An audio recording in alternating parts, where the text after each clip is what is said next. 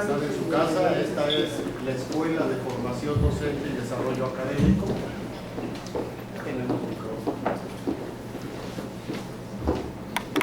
Saludando a todos, también extensivo el saludo a las unidades regionales de Tehuacán, Libres y Chignahuapan, que reciben la señal. Un saludo a todos los compañeros y compañeras, a la sede de la Facultad de Ciencias Sociales y la Facultad de Medicina, maestros y maestras que están en este momento recibiendo la señal. Un saludo a todos ellos.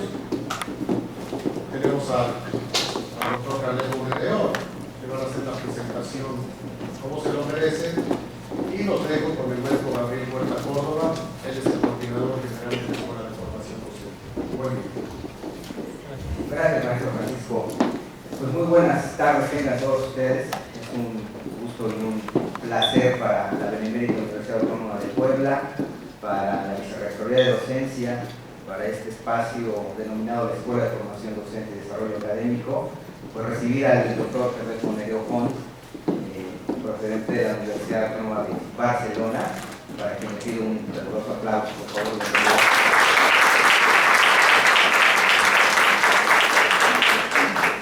El doctor Carles Monedero es doctor en Psicología por la Universidad Autónoma de Barcelona, coordinador general, ha sido coordinador general del Seminario Interuniversitario de Investigación en Estrategias de Enseñanza y Aprendizaje, ha sido asesor de la editorial Grau, coeditor de la Colección Crítica y Fundamentos, ha sido vicecoordinador del Máster Universitario en Psicología de la Educación, ha sido investigador, también a la acreditación de una cátedra universitaria, director de la revista Infancia y Aprendizaje, cortesía indexada, por supuesto.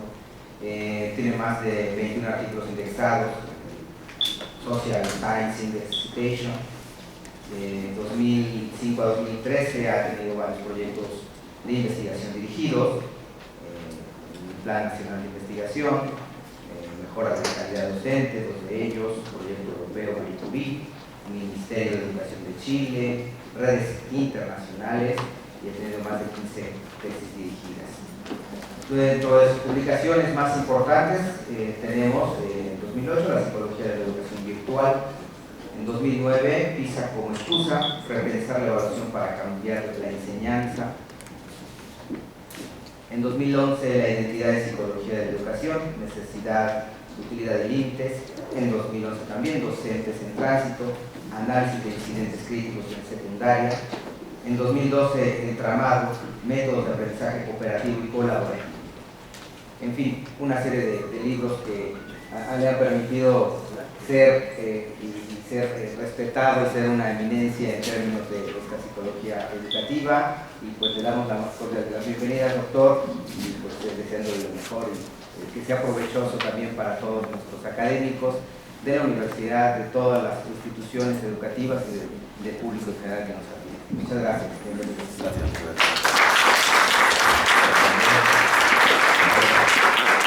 Yo también quiero empezar agradeciendo muy sinceramente, no sé si tendré tiempo para todas las personas a las que debería un agradecimiento formal, porque la verdad es que las intenciones han sido muchas y múltiples. Bueno, empezar pues por la Vicerrectoría de Docentes de la Universidad, por el profesor Gabriel Huerta, que acaba de presentar, por las compañeras, por las colegas y sin embargo amigas, Doris Jiménez, o María Eugenia Pena, la directora del IME, el profesor de carrera que está por allí, también atenciones, en fin, en general, a todas las personas que me han tenido también. Y me ha tenido la suerte de que estamos en época de Chile en Nogada, por lo cual también ha sido un placer degustar este exquisito plato. Y bueno, ustedes, vosotras, gracias por estar aquí y acompañarme esta mañana. En principio tengo 45 minutos para hacer mi exposición. Voy a intentar ser bastante autoexigente y limitarme en ese tiempo. El tema que nos convoca, como podéis ver, la transparencia de la formación del profesorado, tendría que añadir del profesorado universitario.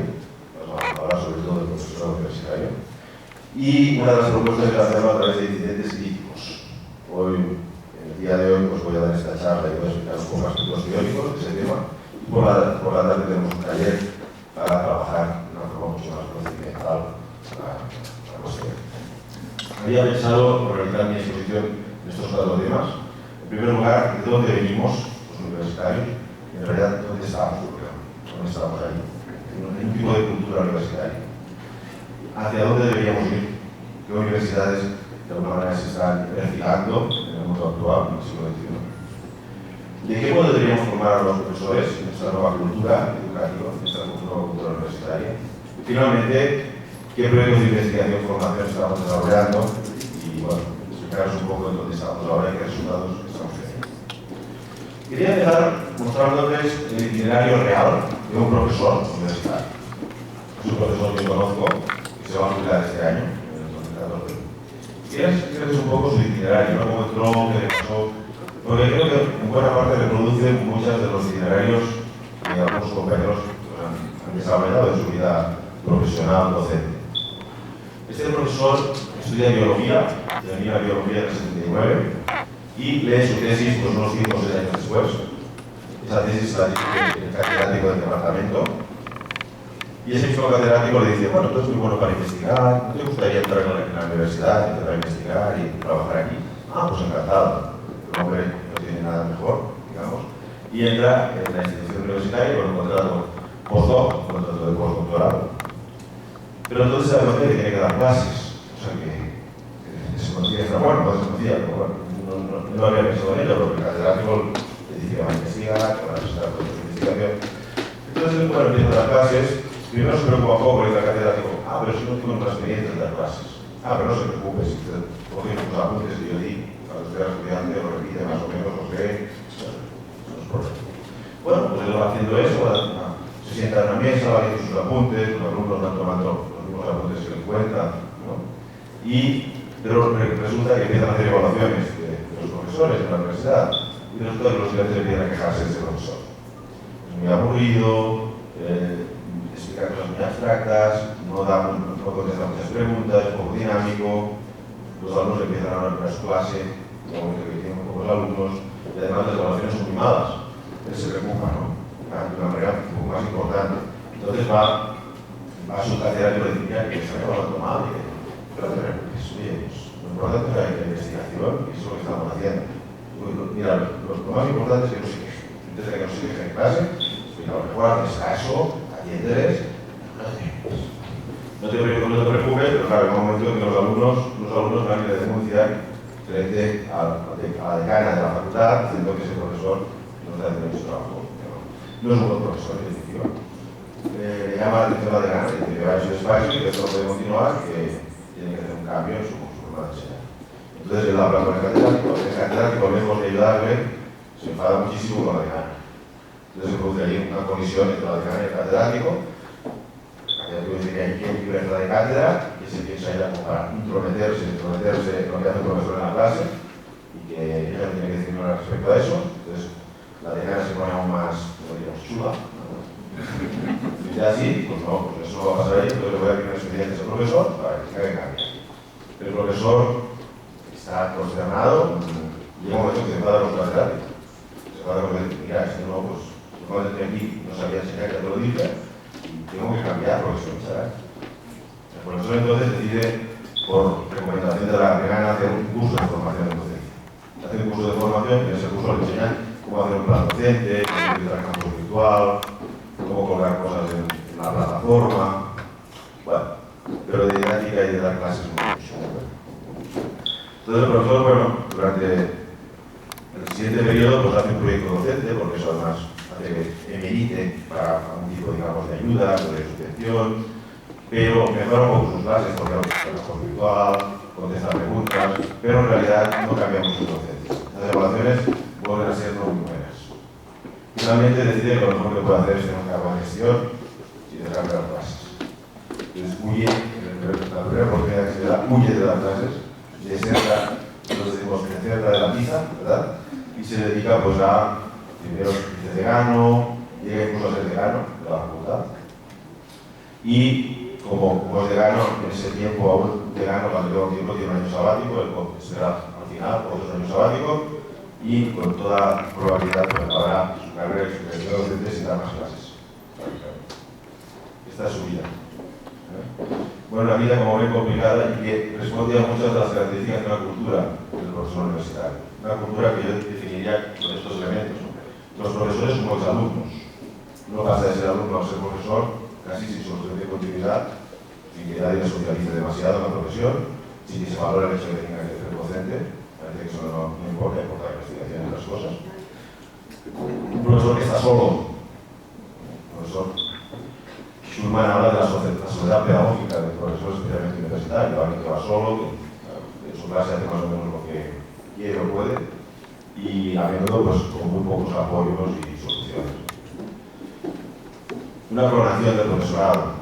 En la universidad, claro, los mejores estudiantes son los que muchas veces porque son más memoriones, ¿no? Más memoriones, los que de alguna manera son más académicos.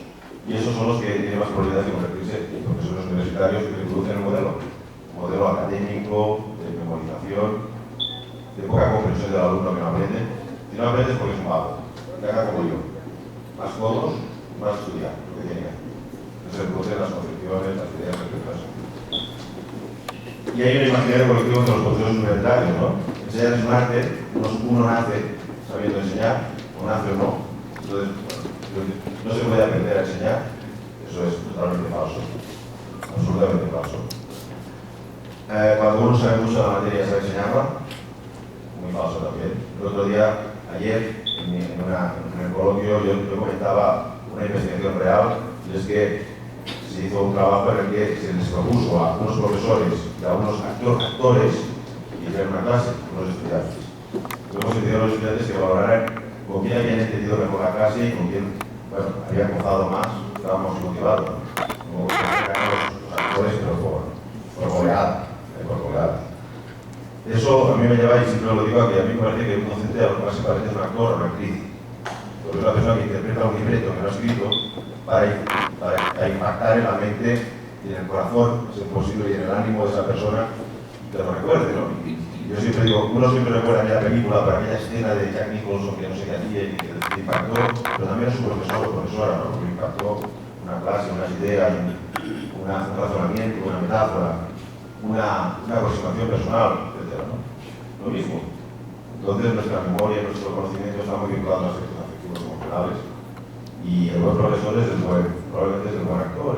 La persona que sabe que una clase tiene que hacer más bien drama y otra tiene que hacer comedia. La persona que en una clase sabe que tiene que retener, contener, y la otra sabe que tiene que estirar, animar. El buen profesor se versiona. Lo que les hablo mucho de aquí es que yo no creo que exista una personalidad así tan clara y definida, sino que las personas nos versionamos. Y está bien eso. Entonces, cuando uno llega a una clase, no es la persona que está en la calle, la persona que es un padre, la persona que es, en mi caso, hincha del Barça, sino que es una persona, digamos, que de alguna manera se versiona en mi clase, actúa como profesor, y su objetivo es que los alumnos aprendan. Por lo tanto, trabaja para eso. Bueno, la investigación, que os voy a decir, ¿no? En el imaginario universitario, la investigación es lo más importante, lo fundamental, lo secundario. Y eso también contribuye mucho a las instituciones, porque, como ustedes saben, pues da mucho más importancia a publicar en artículos de impacto. Finalmente, McAuliffe habla de que la trayectoria profesional de los profesores universitarios es una especie de salto de obstáculo, en la que continuamente te están auditorando, te están rechazando, uno llega al máximo, como decía alguien, uno llega al máximo de su competencia, entonces cuando llega, ya no sube más porque está en el lugar donde ya es bastante incompetente, porque ya no puede subir más. Entonces, ahí se queda. Y es una cierta cultura del rechazo en el sentido de eso, ¿no? De que usted va enviando artículos de revistas que se van rechazando, va haciendo posiciones y a lo mejor no pasa. Es decir, hay pocos elementos, digamos, de socialización, de refuerzo, de reconocimiento, de evaluación para mejorar. Pues ahora vamos a evaluar a los profesores. Sí, pero ¿para qué? Para pasarles con la picota, para que se avergüencen delante de todo el mundo, o vamos realmente a crear dispositivos para que se formen los profesores mejores. Porque como uno no le ha enseñado a nadie a enseñar, es injusto que se evalúe si no les ha enseñado a enseñar. Entonces, las instituciones universitarias, si creen que realmente lo fundamental en la universidad es enseñar a los estudiantes, deberían disponer dispositivos para la formación del profesorado como algo fundamental. Si no, ¿cómo nos van a evaluar? Bueno, esta es un poco la situación de dónde venimos y a dónde vamos. El a dónde vamos tiene que ver con unas coordenadas en las que hay un cierto acuerdo. Si revisas los últimos trabajos de autores internacionales, te das cuenta de que hay un acuerdo en el sentido de que la universidad actual tiene que estar centrada en el alumno, la universidad actual debe estar abierta y, por tanto, aceptar la movilidad de los estudiantes, debe ser competitiva, en el sentido de que debe tener personalidad, ser singular, ofrecer algo distinto a los demás, debe minimizar determinados procesos para facilitar la matrícula, la burocracia, debe utilizar los TIC, debe trabajar por competencias y debe valorar la calidad de la unidad. En eso sí estoy de acuerdo. El problema es cómo se interpreta cada uno de estos aspectos. En un extremo tendríamos dos extremos y en medio todo un continuo, ¿no? En un extremo tendríamos la visión neoliberal y en otro extremo tendríamos la visión crítico-alternativa. Y entre estas dos están las demás universidades. Yo diría que no creo que haya instituciones muy puras, ninguno y otro extremo. Muy puras no creo que las haya. En todo caso, fíjense que centrado en el alumno, para la visión neoliberal es que el alumno es un cliente, es un consumidor, por lo tanto hay que satisfacer sus necesidades, mientras que desde la visión crítica el alumno es un ciudadano que hay que formar para mejorar cuestiones sociales, ¿no? Entonces, desde la visión neoliberal se trata de globalizar, pero es un mercado abierto, por lo tanto hay negocio.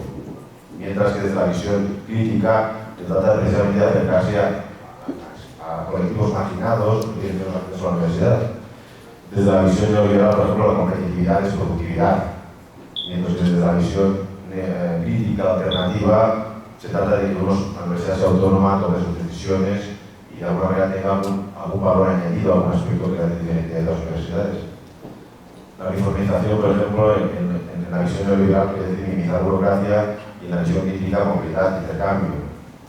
En las TIC, los neoliberales más bien lo que pretenden es que coger a los grandes prohombres de todas las materias, los expertos, los eruditos, los premios Nobel, que den conferencias y entonces las conferencias venderlas, ¿no? Tener una conferencia del mejor de cada cosa, ¿no? Mientras que desde el punto de vista crítico, las TIC sirven para debatir con otros, para polemizar, para crear conocimiento.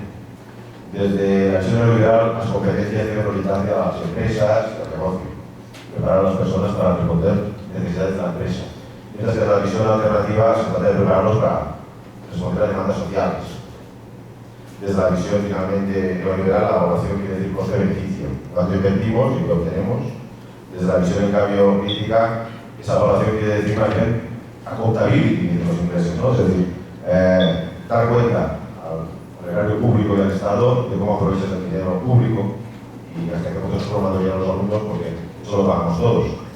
Como por lo tanto, las coordenadas son estas, pero la visión es muy distinta, muy diferente. Y según donde uno se sitúe, el profesor se forma en una situación o en otra.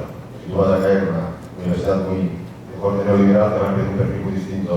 Si vas a caer en una universidad, imagínense dónde estás que ahora indígenas.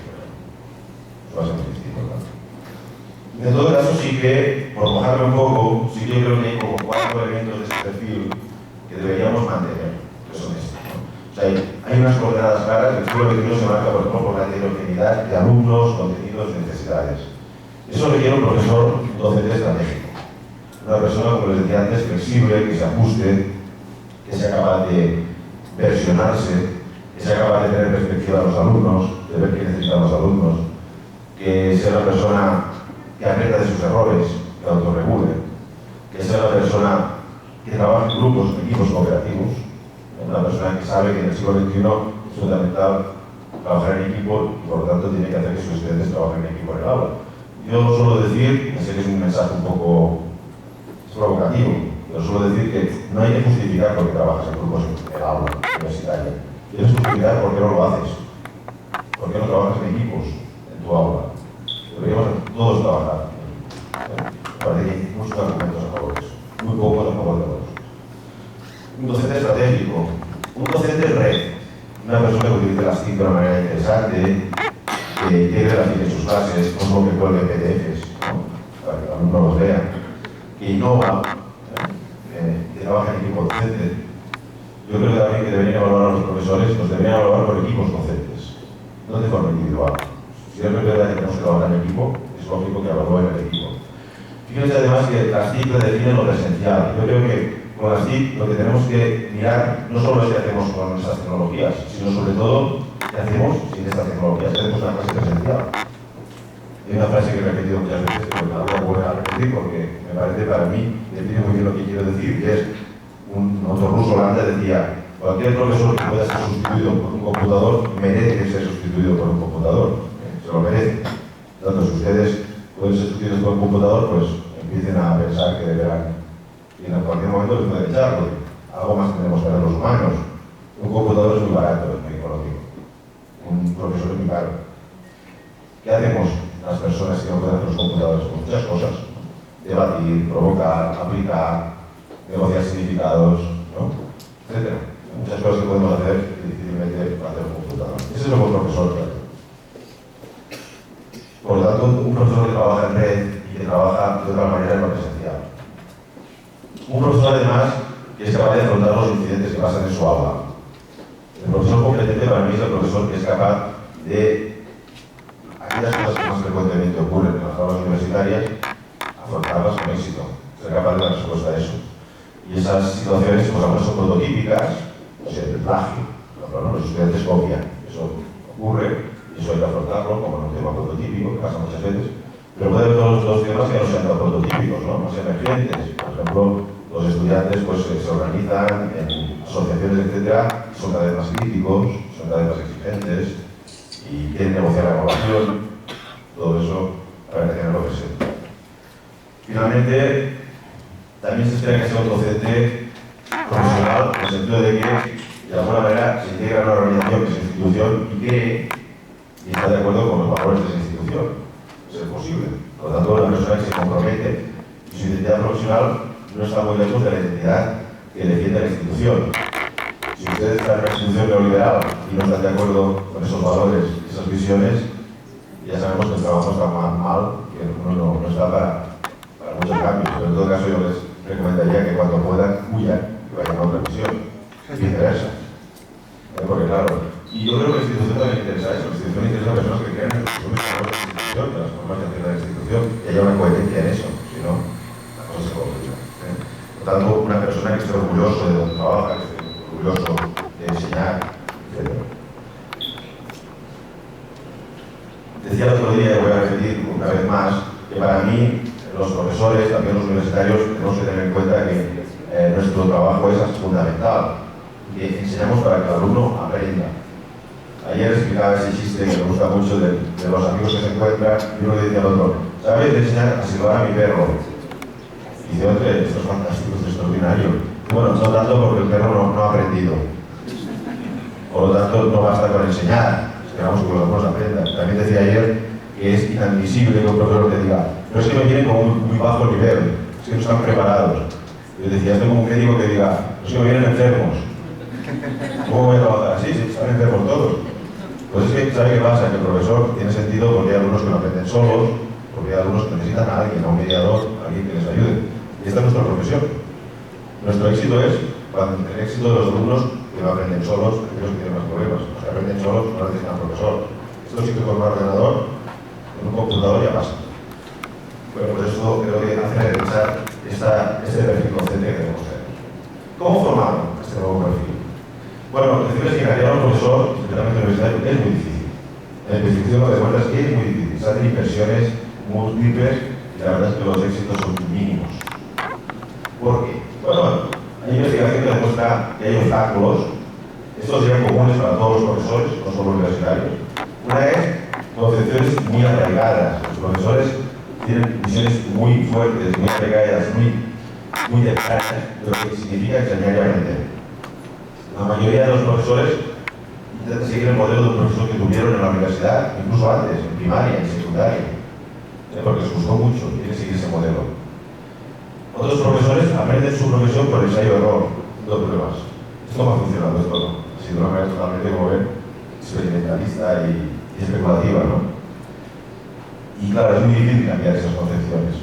Tú vas a un curso, te explican esto del constructivismo, de las competencias y tal, pero luego llegas a tu aula solo ante el peligro y lo único que te sale fácil es lo de siempre, que es lo que controlas. Lo otro es buscar problemas. Entonces, claro, lo más fácil no es cambiar. El coste emocional del cambio. Cuando uno cambia se vuelve vulnerable.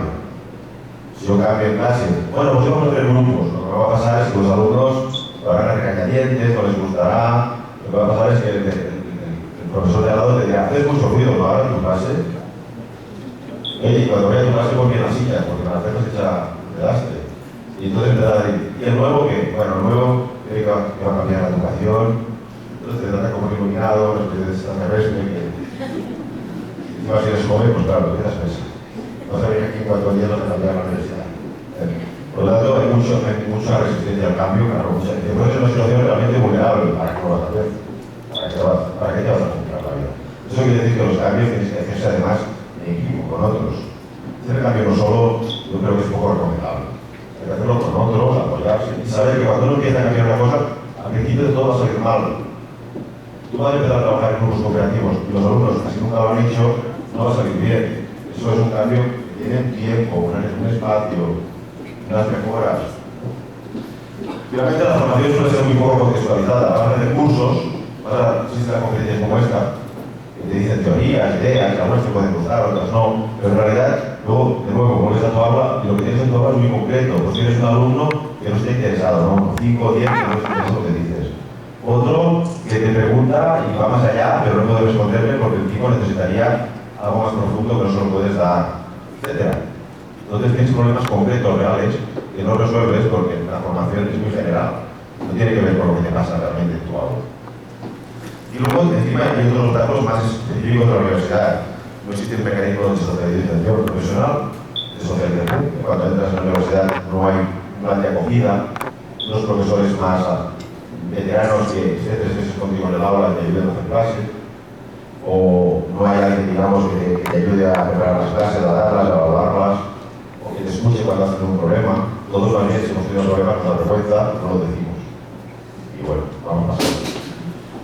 Se infravalora, que lo hemos dicho, la docencia, y además la identidad docente es mínima. Cuando preguntan los profesores universitarios te dicen, no, yo soy un investigador, yo soy un especialista en ese tema, yo soy gestor de proyectos. Muy pocos te dicen, no, yo soy profesor, yo soy docente, educador. Es rarísimo, ¿no? Supongo que a veces nos pagan para esto, para dar bien las clases, pero parece que no. ¿Cómo se puede formar? Decíamos, ¿no? Nuestra propuesta es que hay que recorrer la actividad profesional docente, lo que supone cambiar varias cosas. Es decir, ir a hacer un cursito sobre técnicas de estudio, sobre técnicas de enseñanza o métodos o cooperación no es suficiente.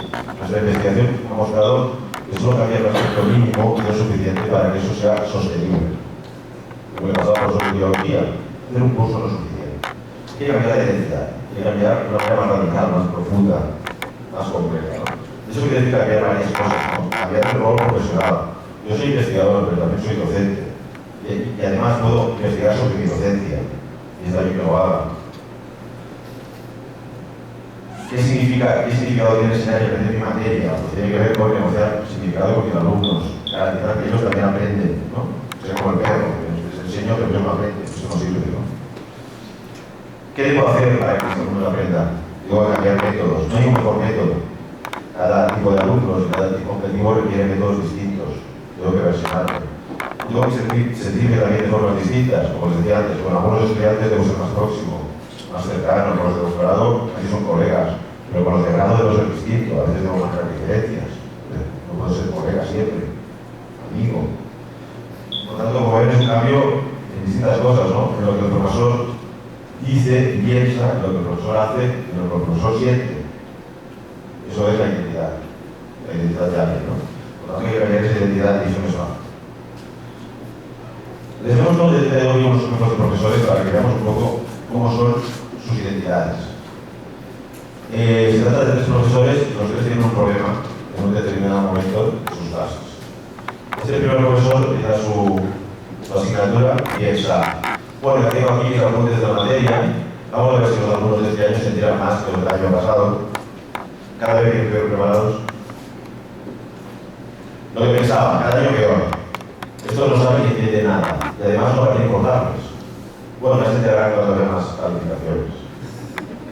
Que es la gran el poder que tenemos en nuestras manos.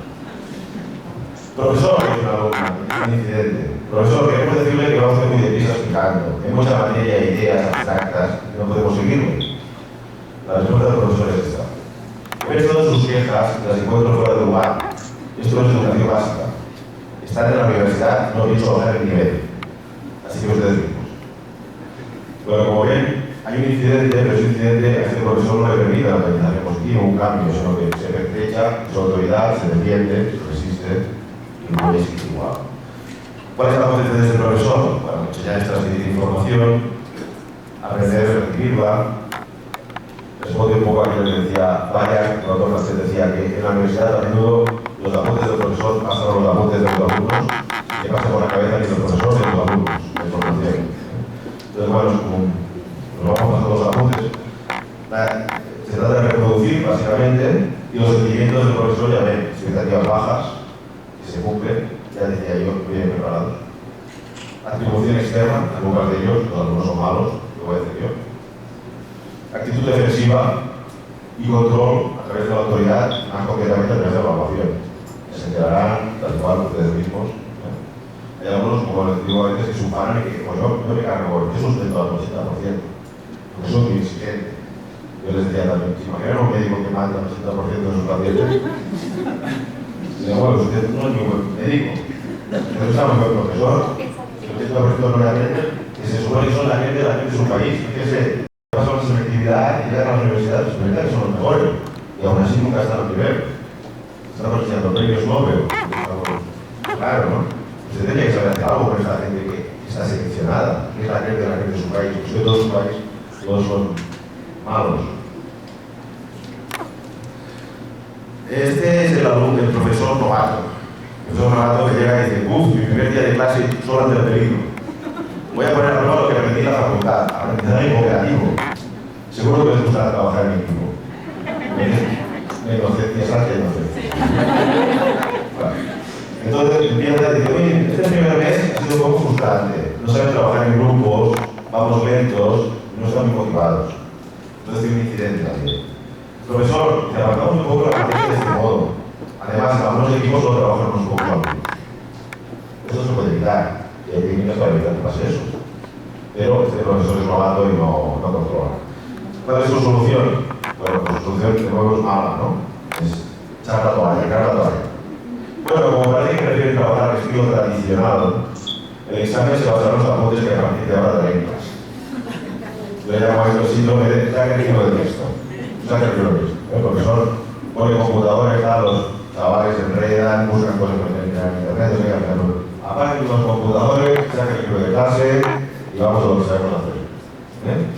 Claro, como ven es muy fácil ir hacia atrás. Encima el profesor dirá, lo de cooperativo, ya lo probé y no funciona. Entonces se carga toda una corriente, todas las investigaciones sobre el tema de un plumazo. Quizás usted no hizo lo que tenía que hacer, quizás no lo preparó, quizás no trabajó con otros, quizás no ha aprendido los errores. ¿Qué concepción de este profesor? Otra concepción de innovación y motivación ingenua, método descontextualizado, unos alumnos que nunca han trabajado cooperativamente, les tienen que explicar el porqué, el sentido, tienen que introducir dispositivos de seguimiento, tienen que saber que las cosas vienen bien y que tendrán que mejorarlas, tienen que intentar trabajar de la misma manera con otros. Expectativas de lo que pasa, de muy altas o muy bajas, ¿no? Todo o nada. Atribución externa también, algunos de los alumnos que no quieren trabajar así, que no se esfuerzan, que no entienden las cosas modernas de la pedagogía. Cambia este profesor que era malo a peor. Es decir, que cuando hay un incidente, uno lo puede aprovechar para mejorar, pero también se puede aprovechar para empeorar. Y en este caso es así. Vamos a explicar luego que para nosotros los incidentes son muy importantes porque son una ventana abierta al cambio. Cuando uno tiene una situación en la que se mueve el piso, de angustia, que hace repensar su profesión, solo podemos incidir mejor en un cambio más radical. Es aprovechar eso. El problema es que los profesores no nos explicamos nunca, no nos pasa eso. No lo aprovechamos para mejorar. Finalmente tenemos, bueno, ya saben, la tercera pues la que nos gusta más. La tercera es la profesora pues, que está por las competencias, que trabaja desde el trabajo, que dice, a ver cómo que me encuentro este año, empezaré con una evaluación previa, que pasa un problema cotidiano, profesional. Espero motivarlos y de paso valorar sus conocimientos. Bueno, considera que lo primero que tiene que hacer es cómo están los alumnos que tienen, no los etiqueta, no dice que vendrán mal o bien, piensa que tiene que trabajar con ese material, sea cual sea. Lo primero que va a hacer es dónde están sus alumnos y empieza además dándole sentido a esa asignatura. Los alumnos dirán desde el principio, cuando termine mi asignatura, ustedes qué problemas serán capaces de resolver. Eso da sentido. pero sí tener problemas también, ¿eh? Dice, no sé si los problemas que escogís son adecuados, ya he trabajado por solución de problemas, están acostumbrados a trabajar, no están acostumbrados a trabajar de esta manera, y aunque se implican, no son muy eficaces, no tienen mucho tiempo. Además tiene un problema porque una alumna se queja directamente en clase. Bien, nos hemos reunido y pensamos que este sistema de resolver problemas nos da mucho trabajo y tenemos muchas más asignaturas, las suyas. Entonces, la profesora se me busca una solución. Dice, bien, pensando en lo que me dijeron, creo que la solución sería que los problemas que resuelven les sirva para 2 asignaturas. He hablado con el profesor de métodos y está de acuerdo. Yo hablo de una parte del problema y él la otra. ¿Qué les parece? Es interesante porque la solución además implica dar más sentido a lo que se está haciendo. Un problema nunca es de una sola disciplina o materia, si está bien incorporado y es auténtico, sino un problema implica muchas materias. ¿Por qué los alumnos no pueden hacer un solo trabajo para varias materias y el profesor evalúa una parte? Estamos creando además, como ven, interdisciplina y puede ser interesante. Bueno, la concepción es muy distinta de esta profesora, quiere dar sentido a lo que hace, cree que aprender tiene que ver con construir con los alumnos, negociar el significado. Se basa en problemas auténticos, cercanos a la profesión que tienen los estudiantes, intenta ser interdisciplinaria, tiene expectativas altas de sus estudiantes, que sabe que su éxito es el éxito de sus estudiantes. Atribuye el problema tanto a los estudiantes pero también a ella, y es capaz de cambiar a positivo. A esta profesora le sirve el cambio para mejorar su profesión. Eso nos gustaría. En todos estos casos, sin embargo, fíjense que siempre es una autorreflexión. El profesor está solo ante el peligro, le pasa una cosa, y uno está en un camino y otro otra. Y eso quizás no debería ocurrir, porque yo siempre estoy diciendo que la simple reflexión de uno mismo con uno mismo, de mirarse el consigo uno mismo, no siempre produce cambio, no siempre positivo. Algunos de nosotros somos muy indulgentes y decimos, bueno, Carlos, pero tú lo haces bien, tienes una experiencia. Tanto convences de que va bien la cosa, o hay gente muy crítica y se autoflagela. La autoflagela se castiga, entonces también está mal. Yo creo que ya no hablaremos, la formación debería implicar a otras personas, asesores, personas que estudien, que de alguna manera problematicen. En general, lo que nos pasa en el aula, ¿qué es? Yo creo que en general podemos hablar de 4 cosas que nos pasan en las aulas. 4 cosas, ¿no? Hay una cosa que nos pasa que es la rutina. Es decir, tú llegas a clase, pones tu PowerPoint, empiezas a explicar, y esperas que no pase nada, que al final alguna pregunta y ya está. Esa sería una situación rutinaria. La situación rutinaria no tiene impacto emocional, no produce desequilibrios y además es lo que esperas. Pasa lo que tú esperas. Esto afortunadamente es casi siempre el 90% de lo que hacemos. Pero los profesores novatos eso no están así. Pero los que ya llevamos 2 años, pues suele ocurrir eso. Sin embargo, hay situaciones que no son tan usuales porque quizás sí que producen desequilibrio emocional. El conflicto es cuando se produce una situación en la que tú sabes que pasará algo, ya lo sabes porque es usual, porque te pasa muchas veces, te pasará algo que te desagrada, pero no sabes cómo hacer para evitarlo. Le decimos a nuestros estudiantes, para el próximo día que hayan leído esto, sabes que nadie lo traerá leído. Y esto te produce desazón, claro, entonces te enfadas, y cada día y sabes que te vas a enfadar. Entonces pues empiezas a decir, bueno, pues no han traído esto, muy bien, pues para el próximo día lo trae y que no lo traiga. Estos conflictos latentes son situaciones que nos desagradan, que se repiten, que no controlamos, no es el tema. Sabes que hay un tema que tú no lo entiendes muy bien y tú mismo, y lo tienes que explicar. Y cuando llegas ese tema, bueno, pues te lo saltas o tal, intentas hacer cosas para... Lo sabes, un conflicto de desazón emocional. Deberías enfrentarlo, pero no lo haces. Luego hay otras situaciones, en cambio, en la que es verdad que pasa una cosa que no esperas, que es sorprendente, pero no te desequilibra emocional. Por ejemplo, la típica sería un alumno que parece que no está en clase, está con el móvil, el celular todo el día, y que te parece que es carne de cañón, te lo vas a cagar, hay que suspenderlo. Sin embargo, un día te hace una pregunta que es muy interesante, que te demuestra que sí que ha estado atento, que está con el radar puesto de alguna manera, es muy inteligente, en fin, y escapa tu control. Entonces, bueno, es un evento pero positivo, ¿no? Pues sí que sí. Y al revés, ¿no? Lo peor es cuando esa alumna o ese alumno que está delante de la fila que te va haciendo así con la cabeza, es tu más admirado, en fin. Parece que te envía mensajes, profesora, que bien la clase del otro día, esas cosas. Luego te hace una pregunta que demuestra que no entendió nada de las clases. Una decisión muy fuerte. Pero bueno, tampoco, no suelen ser aspectos que te hagan pensar tu profesión. ¿No? Que consideras que eso pasa. Forma parte de la curva de la normalidad. Pero lo que nos interesa a nosotros más es ese tipo de contingencia donde pasa algo que te mueve el piso. Pasa alguna cosa que te hace repensar, incluso abandonar la profesión de profesor. O tirar la toalla y decir, bueno, yo voy a ir a clase, voy a explicar mi power, que les gusta bien, que lo entienden bien, que no también, y a cobrar a inglés. Esto sería un incidente. Cuando el incidente pasa en un plan emocional muy fuerte, que hace que las personas, digamos, emocionalmente se sientan, como les decía, descontroladas, angustiadas, hablamos de incidente crítico. Estas situaciones para nosotros son muy interesantes porque, como os decía antes, permiten un cambio más radical en la actividad docente. Es decir, los cambios de los profesores suelen tener este tipo de incidentes. Te ocurre algo que realmente hace que pienses que no sirves para esto, o que tienes que cambiar de forma, o tirar la toalla y cuando puedas encontrar otro trabajo, lo que sea.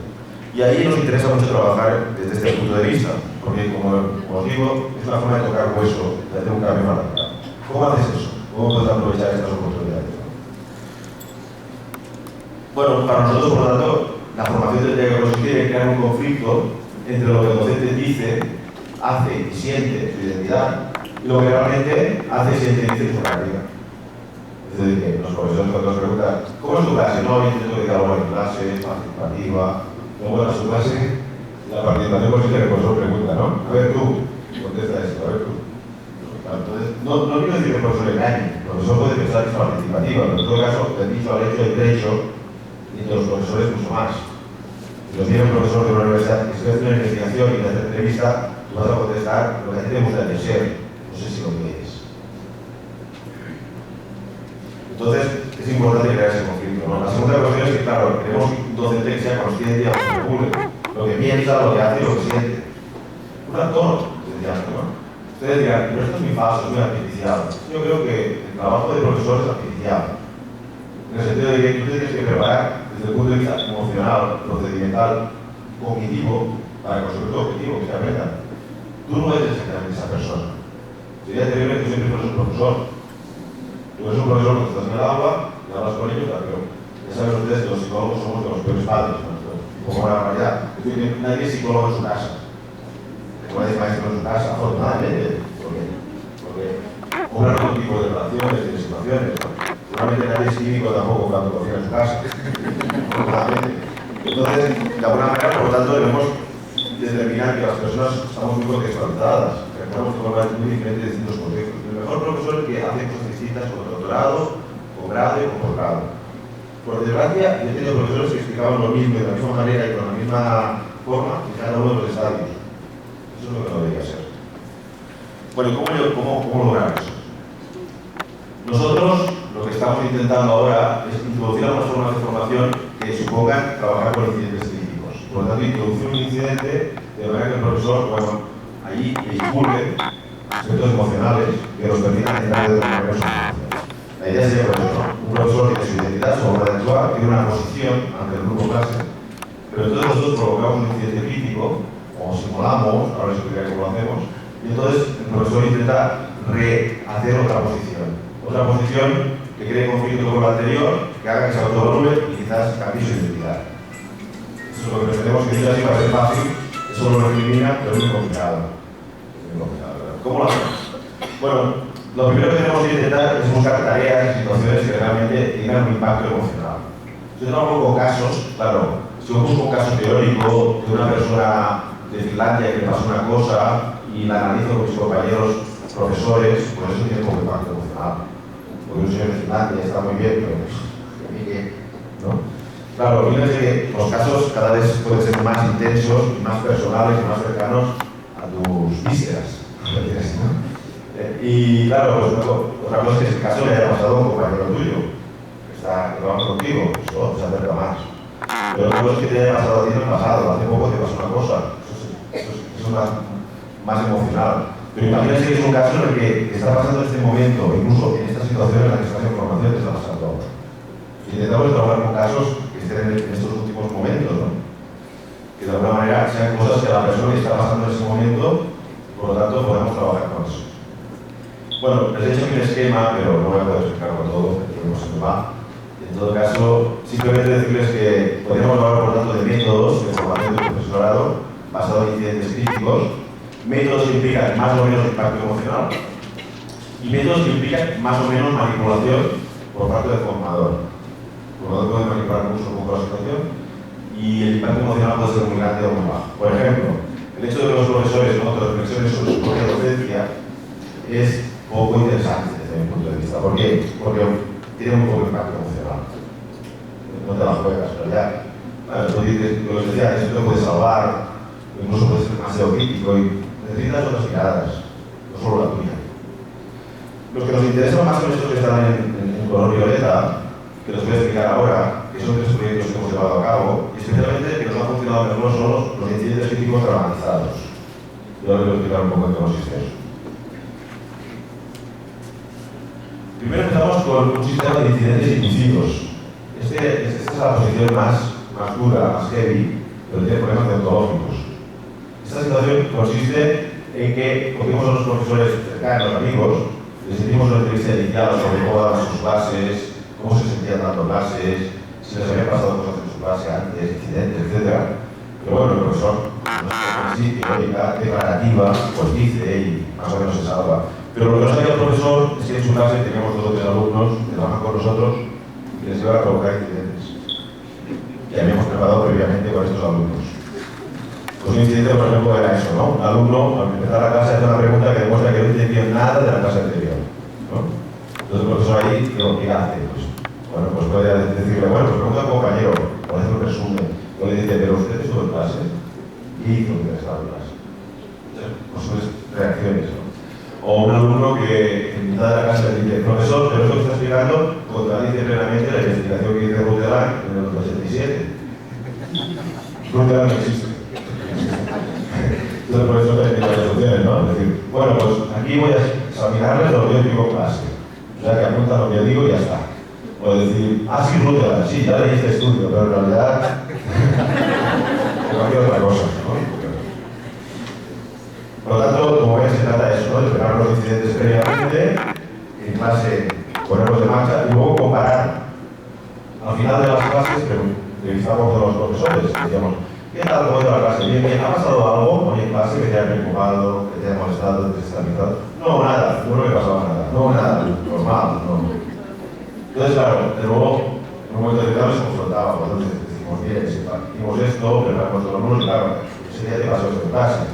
Tú dijiste que tu clase era así, que tú actuabas así, pero luego no has hecho esto. ¿Cómo lo explicas?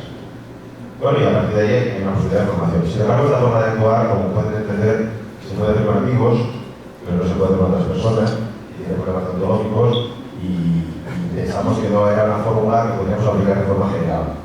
Entonces, utilizamos otro sistema, otro proyecto, que en este caso es todo al revés, tiene manipulación, no hay casi intervención por nuestra parte. No hay intervención. Se trata de coger a un profesor que quiere formarse, pedirle que también trabajará con nosotros 5 alumnos de rendimiento alto, 5 alumnos de rendimiento bajo de su clase. El profesor no sabe quiénes son esos alumnos, son anónimos, él nos da las calificaciones, bueno, nosotros tenemos las calificaciones de los alumnos, les decidimos al azar 5 y 5, y con ellos negociamos aparte. A los alumnos les proponemos que trabajen con nosotros y al final les daremos algún tipo de recompensa por dar libros o viajes de estudios o algo así, para que no nos abandonen a la mitad, es importante. Y lo que consiste básicamente en que los profesores y estos alumnos, el profesor y estos alumnos, cada semana reciben una encuesta, un Google Docs, que les llega automáticamente a su ordenador, a su computador, les pregunta cómo va la clase, cómo va el clima de clase, si los alumnos están aprendiendo, ha pasado algo importante en tu clase. De los estudiantes lo mismo, cómo va la clase, cómo te sientes, el profesor les enseña bien, estás aprendiendo, ha pasado algo. Esto lo hacemos durante 2 meses. Durante 2 meses vamos pasando estos cuestionarios a unos y a otros. A los 2 meses se produce el incidente que nosotros introducimos. El incidente es que les pasamos los informes con los estudiantes. Los informes con los estudiantes se los pasamos al profesor y el informe del profesor se lo pasamos a los estudiantes. Es decir, cada uno puede ver lo que dice el otro. Claro, ahí se producen situaciones muy interesantes. El profesor se da cuenta de cómo ven la clase sus alumnos, que a menudo no tiene mucho que ver con el profesor de la clase. Y los alumnos ven cosas que pasan, incidentes que el profesor no ve, y viceversa. El profesor piensa que han pasado cosas importantes que los alumnos no perciben. Algunas veces está positivo. Hay algunos que dicen, no pensaba que mi profesor le interesara tanto en nuestra educación, se preocupara tanto, y otras veces no, claro, todo lo contrario, ¿no? A este profesor intentamos más o menos, bueno, pues no molestar, ¿verdad? Pero en realidad es aburridísimo. Claro, eso crea situaciones en las que algunos profesores se escudan y se protegen, ¿no? De nuevo, pelotas fuera, son ellos, no sé qué, nos interesa, no están privados. Otros profesores, en cambio, repiensan cosas y dicen, bueno, pues me parece que el año que viene tengo que cambiar cosas, porque esto no puede seguir así, no va bien. Como ves, se trata de compartir la representación de la clase. Nosotros aquí no actuamos prácticamente, solo pasamos la información. Al final, el profesor que quiere puede hablar con nosotros y ser asesorado. Entonces proponemos, bueno, si alguno de ustedes quiere hacer una formación con nosotros después de esto, encantados. Si no, ustedes, voluntario. Pero fíjense que solo compartir las presentaciones ya produce cambios interesantes, porque en este caso es la voz del alumno de una manera más desgarrada y descarnada, cosa que casi nunca puedes hacer, y viceversa, también el alumno. Pero lo que nos ha funcionado mejor son las autoorganizaciones. Se trata de situaciones en las que lo que hacemos es que un grupo de profesores en formación preparan una clase de 15 minutos, una clase real, como darían nuestros estudiantes, y esa clase la dan a sus compañeros colegas de la universidad, otros 8 o 9 colegas de la universidad. Pero estos colegas de la universidad han preparado incidentes para este profesor. El profesor sabe que pasa algo en esa clase que no sabe qué. Los incidentes que hemos preparado, nosotros sabemos, porque hemos entrevistado antes a los profesores, sabemos qué cosas les preocupan especialmente, porque en el pasado es pasado. Sabemos que en el pasado tuvieron situaciones que para ellos fueron especialmente difíciles, complejas, desagradables, y claro, las introducimos honestas, algunas de estas. Entonces, durante la clase se producen estos incidentes y grabamos la situación. El profesor, claro, responde como puede a la situación y luego la analizamos conjuntamente con los profesores, con el profesor, etc. La analizamos a partir de una pauta que llamamos PANI, que sería pauta para el análisis de incidentes críticos, y que esta tarde, a las personas que vienen al taller, pues trabajaremos con esta pauta. Pero un poco la idea es intentar, digamos, analizar de una manera más detallada qué ha pasado, por qué ha pasado y qué se puede hacer si vuelve a pasar. Esta sería la pauta, la describo rápidamente. La pauta pues, habla de los antecedentes del incidente, de cómo ha pasado el incidente, de los actores que intervienen en el incidente, de cada actor, de las concepciones que tiene cada uno de los actores, de sus sentimientos, sus estrategias y de cómo intervenir. Entonces, bueno, es un análisis bastante detallado y los profesores aportan sus estrategias para afrontar esas situaciones, pero también nosotros como formadores aportamos estrategias de afrontamiento.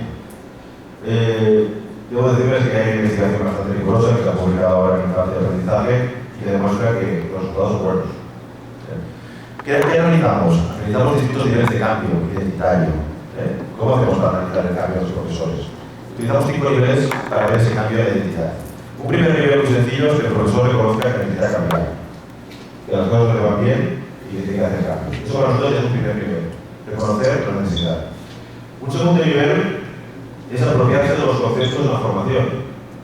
El profesor que está formándose tiene que utilizar palabras como incidencia, identidad, concepciones, estrategias, sentimientos, emociones. Y empieza a apropiarse del vocabulario y a significar su realidad mediante ese vocabulario. Eso para nosotros es un segundo nivel de cambio interesante. Un tercer nivel de cambio es cuando el profesor dice, y además voy a proyectar cambios en mi práctica. El año que viene cambiaré esto, haré esto. Esto solo es la teoría de la práctica, ¿verdad? Aún no ha hecho los cambios, pero se propone hacerlos. Un cuarto nivel es cuando lo hace. Cambio real en la práctica docente, que nosotros intentamos recoger a través de evidencias, grabaciones en vídeo, con los alumnos. Y finalmente, un quinto nivel es que además ese cambio perdura en el tiempo. Por lo tanto, después de 6 meses, volvemos a entrevistar a los profesores, volvemos a pedirles que nos traigan evidencias de que están utilizando los sistemas que hemos trabajado. Y la verdad es que en nuestra investigación, como les digo, ha sido bastante exitoso el cambio de estos profesores. Una formación que tiene 30 horas. O sea que, quiero decirles que el utilizar aspectos sentimentales, emocionales e impacto emocional en la formación tiene efectos más perdurables, sostenibles de lo que estamos haciendo hasta ahora. Resultados, así grosso modo.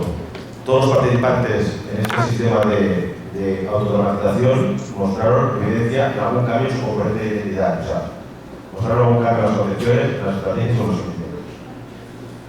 Todos los cambios se mantuvieron en el tiempo, a menos un semestre después del taller. Cuando se produce un cambio en las concepciones, suele producir también en las otras dos dimensiones. Cambiar las concepciones suele tener implicaciones en cambiar los sentimientos y cambiar las estrategias.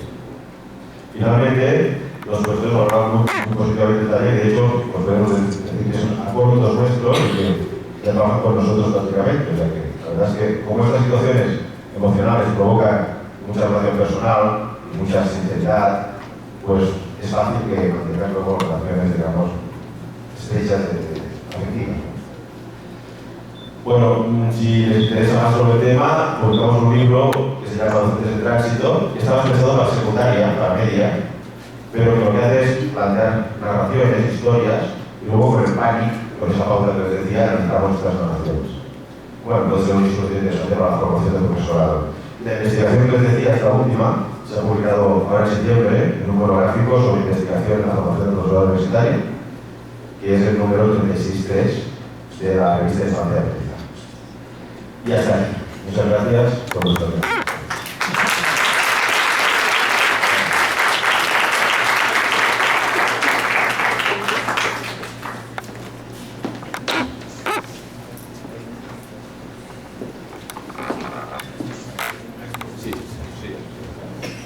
Bueno, pues está abierta la sesión para algunas preguntas. Si gustan hacerlas, está abierto el micrófono para poder hacerlas. Si no, el mejor también nos pueden hacer llegar para poder hacer. Sí, nadie quiere preguntar. Pues adelante. Yo sí. Esa profesora quiere preguntar también. Maestro, ¿me podría preguntar más o menos, usted sugiere el aprendizaje cooperativo o el trabajo cooperativo, pero en grupos numerosos, ¿cómo se le podría hacer? Grupos numerosos como de 50, 60. Bueno, yo me voy a permitir ahora un comentario que en el sentido de ayer estábamos en un grupo de formación con profesores, éramos 109 personas y trabajamos en grupos cooperativos. ¿Cómo lo hicimos? Pues bueno, empezamos, digamos, yo hice una evaluación inicial, les pasé unas 5 preguntas para ver que sabían sobre el tema para explicar. Una vez que hice esa primera evaluación inicial, los mismos compañeros, las personas no ponían su nombre, ponían alias. Entonces, los compañeros evaluaron, puntuaron esas pruebas, repartimos entre todas las pruebas, las puntuaron. Luego yo recogí todas esas pruebas y en el descanso hicimos grupos de 6 personas, donde en cada grupo había una persona de puntuación alta, otra de puntuación media y otra de puntuación baja. Hicimos grupos de 6. Y entonces a cada uno de esos grupos les dimos una tarea a realizar. Entonces, bueno, se puede hacer así, es decir, si usted hace grupos de alumnos, usted tiene 50 alumnos y hace grupos de 5, puede corregir trabajos y subdividir 10 trabajos. Esos 10 trabajos traen 10 productos, estos 10 proyectos usted los puede ir siguiendo. Usted no puede corregir 50 trabajos, pero sí 10. Entonces puede hacer un seguimiento durante el semestre, 3 veces durante el semestre, esos trabajos. Gracias. También, bueno, no sé si teníamos una palabra primero, ¿no? Bueno, es igual. Luego yo me había quedado un momento también por si quieres comentarme cualquier cosa. ¿Quieres Bueno, señalar que yo conozco la Universidad Española, profesor español, pero llevo 8 años en México y yo creo que esta tarde verá que los incidentes críticos varían. Habrá algunos en comunes, pero hay muchos que varían, ¿no? por el contexto precisamente. Hay una situación muy diferente con ventajas y desventajas. O sea, en México no tenemos tanta presión, la tendremos dentro de probablemente unos años, pero ahora mismo no nos presionan tanto para la investigación.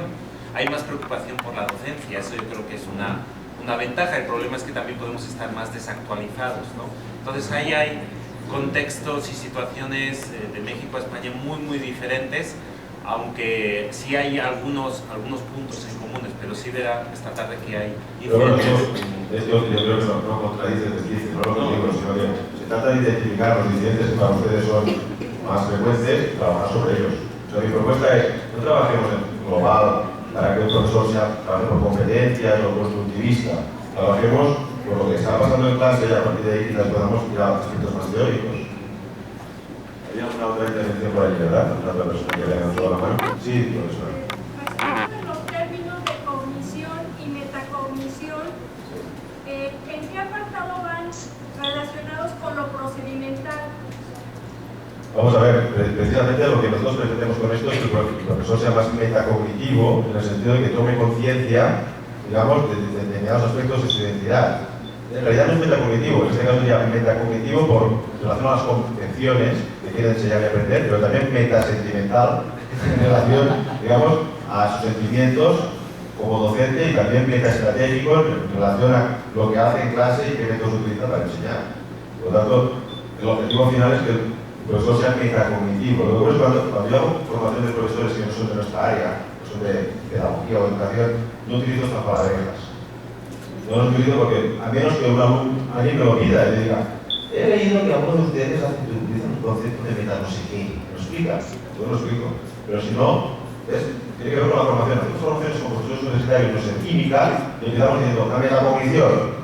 Yo creo que esto es contraproducente. Después dice que hablamos con escrúpulas entre los pedagogos, hablamos con escrúpulas y que bueno, no, tenemos que intentar acercarnos a su realidad y cuando sea necesario introducir el concepto, pero siempre cuando está resentido, porque no tiene sentido.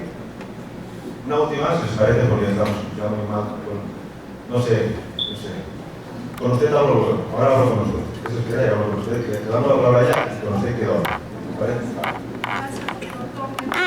Me parece una propuesta muy novedosa en relación a los principios para poder promover el cambio en el comportamiento del docente a nivel áulico respecto a las propuestas de la microenseñanza. Hemos implementado aquí ya 3 cámaras de Excel, que son salones que tienen espacio para los observadores. La pregunta sería, si pudiéramos pensar en fusionar esta propuesta con las técnicas de microenseñanza, con el grupo de profesores colegas que generarían los incidentes críticos y algún grupo de profesores observadores que pudieran mediar. Fantástico, ya le digo que sería fantástico, ¿no? Y muy adecuado, porque nosotros también trabajamos, nosotros ahora lo que hacemos, sin embargo, tenemos unas cámaras de estas redondas, ¿saben? Como las de los bancos. No una cámara que mira a los alumnos, pero una que está arriba, y esas cámaras son muy potentes y ahora bastante económicas, que te permiten, digamos, hacer un zoom y ver lo que un alumno está apuntando en su cuadernito. Y esto lo puedes hacer desde el otro lado del mundo, sin entrar en el aula. Estos sistemas, parecidos a los que proponen, pueden ser muy interesantes y además ahora son más económicos, lo que pasa es que el profesor siempre tiene que estar de acuerdo, porque es legal, el profesor es lo que ha interruptor, puede decir si lo entiende o no. Pero además ese sistema permite incluso pues, que si el profesor da la clase los lunes a tal hora, tal y tal, cada lunes, pues eso acaba cada lunes a tal hora, tal, automáticamente. Lo cual es mucho más bien. Entonces, juntar microteaching, bueno, como se dice, ¿no? Microanálisis con, digamos, estos aspectos de formación funcional es maravilloso, sería fantástico. Nosotros las grabaciones las hacemos a pie de obra, tenemos una persona que lo graba. Luego lo que hacemos sí es editar, porque editamos los momentos, nosotros tenemos momentos estelares. Si lo veo al profesor, los profesores cuando les pasa algo en esta situación simulada, saben, hacen ver que tal, pero les delata muchas veces el gesto, la cara, la reacción, en un momento que dicen, vaya, Y entonces es muy interesante el vídeo y esos momentos estelares en los que se ven determinadas situaciones, posturas, posiciones, para analizarlo con ellos. O sea, me parece que la confluencia de ambas técnicas, digamos, o métodos, o enfoque sería muy conveniente, profesora. Gracias a usted por la intervención. Bueno, entonces, vamos con la profesora y lo dejamos de aquí porque me parece que tenemos otra actividad. Muchas gracias a todos y a todas, de nuevo, y a ustedes.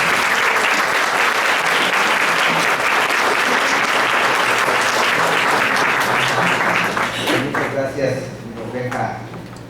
Grandes inquietudes, sobre todo una gran experiencia por atender. La Benemérita Universidad Autónoma de Puebla, la Vicerrectoría de Docencia y la Escuela de Formación Docente y Desarrollo Académico otorgan el presente reconocimiento al doctor Carlos Monereo Font por su conferencia La formación docente a través de los incidentes críticos, 1 de octubre.